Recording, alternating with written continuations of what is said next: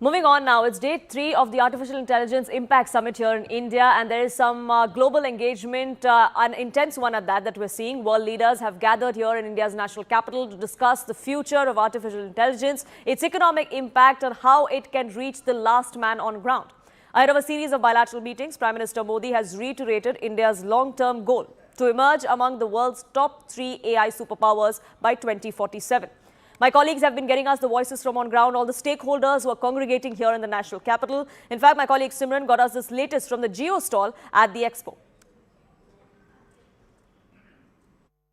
When learning and technology come together, a result of this nature is formed.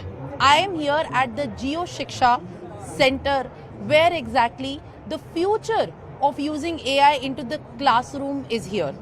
Not just learning through the ChatGPT or any other models, but what we have here is a technology that is going to transform the way our teachers interact with the students, they teach the lessons, and how the students inside the classroom actually adapt to that learning module.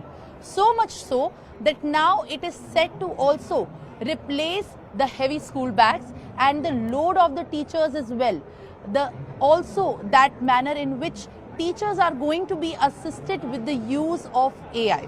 Right now, what you can see is a classic example of how AI-powered Jio Shiksha classroom looks like. This is a digital screen that is going to be replacing the regular conventional chalkboards and whiteboards that we have in our classrooms at many schools across the country. And through this very interactive screen, which is going to be the one-step view of these students, teacher is going to be speaking to the students.